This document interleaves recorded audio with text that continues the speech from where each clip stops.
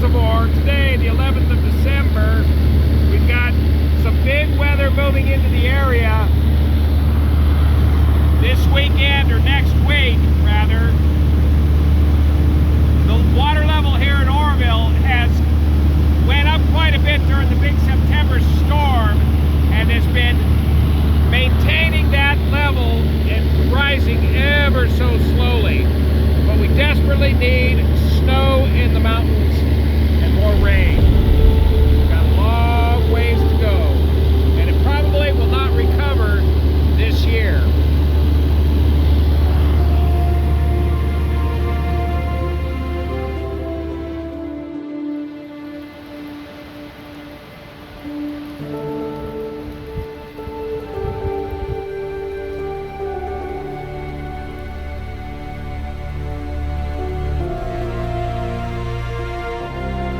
It's Monday the 13th of December. We're expecting our second biggest storm of the season here in Northern California, hitting today a rather large atmospheric river that should provide us with 6 to 8 feet of snow, new snow today up in the high country.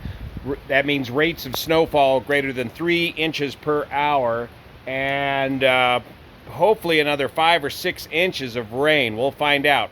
Right now in the Blanco Lirio Global Calibrated Vertically Rain Gauge, we're indicating looks like 3 3/4 inches of rain. That's the entire month of December total so far. We've had a very dry last bunch of weeks from the end of November here to the middle of December. And now finally the weather window is open. We're getting at least 3 days of precipitation, Monday, Tuesday, and Wednesday.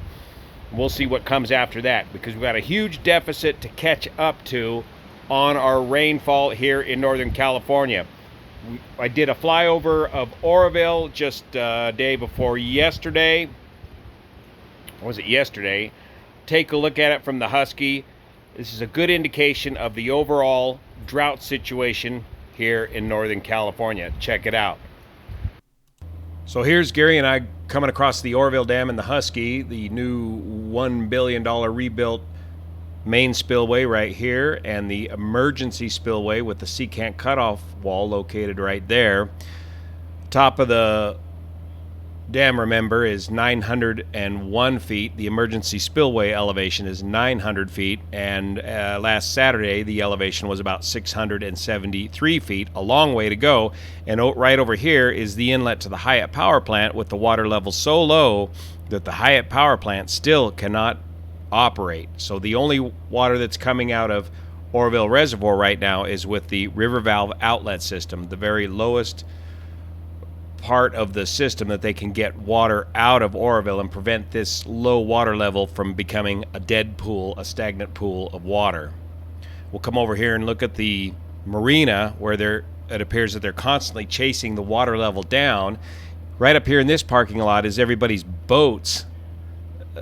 Not all of them, but a bunch of the boats that they've managed to fish out of the water and just store them on dry dock up here.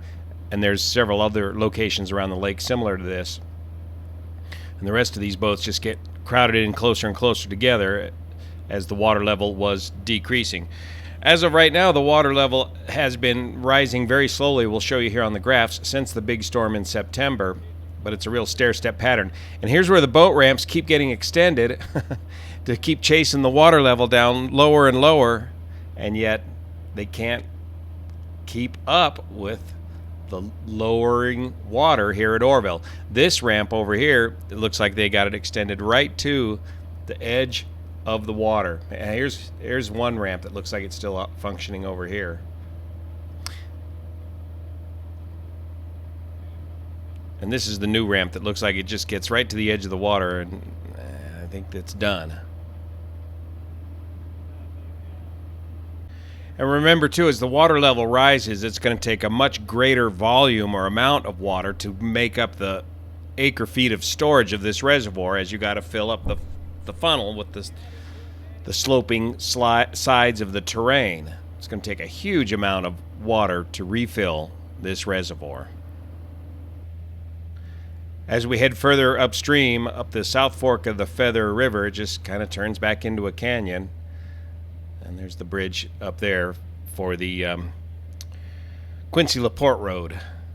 And then you can see all this burned area burned over the last 2 years inside the watershed here at Oroville. So let's go look at the graphs. So here's the Oroville Lake water level, the current year in blue.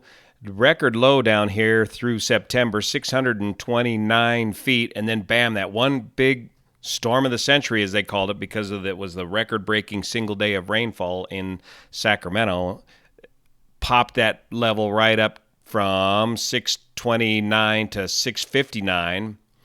And then very slowly, the water level has been increasing slightly, but no additional snow has been accumulated in the mountains. Now we've got this next batch of storms coming to Oroville. So this graph starts here at January 1st and goes to January 31st. And hopefully we can get this reservoir to rise as similar as to the way it did here in 2019 and get it to top off at close to 900 feet here at the end of flood season as the snow melts somewhere around June and July. But it's going to take a tremendous amount of water to do that.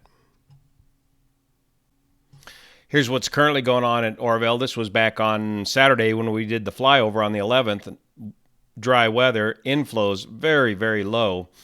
Outflows out of the river valve outlet system only 503 cubic feet per second. And then the total river releases, everything that comes out of Oroville Reservoir, including the after bays, 1,500 cubic feet per second. Now let's move ahead to today when it starts raining. Now inflows are coming in 1,000, 2,000 cubic feet per second. Releases remain the same. And as of today, 3, 4, 5, 6, and up a pop of 10,000 cubic feet per second. Here's what it looks like on the graph.